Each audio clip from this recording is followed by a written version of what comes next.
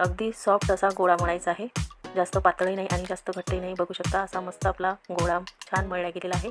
यामधली एक लाटा येत नसतील तर तुम्ही अशी एक पॉलिथिन घेऊ शकता आणि त्याला थोडं तेल लावायचं आणि हा गोळा यावर ठेवायचा आणि थोडा प्रेस करून आपल्याला हे लावून घ्यायचं आहे। तर बघा ही पण आपली पुरी मस्त अशी तयार झालेली आहे।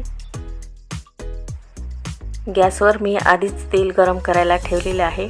तर आपलं तेल मस्त गरम झालेलं आहे। यामध्ये ह्या पुऱ्या टाकून छान अशा तळून घ्यायच्या आहे। तर थोडं यावर तेल टाकायचं आहे पुरीवर आणि ही पलटी करून घ्यायची आहे। तर अशी दोन्ही बाजूनी मस्त अशी लालसर आपल्याला ही पुरी तळून घ्यायची आहे।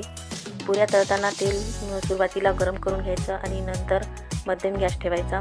तर बघू शकता कशा आपल्या मस्त पुऱ्या फुगलेल्या आहेत। तर माझ्या चॅनलवर तुम्ही नवीन असाल तर माझ्या चॅनलला लाईक करा, शेअर करा, व्हिडिओ आवडल्यास सबस्क्राईब करायला विसरू नका।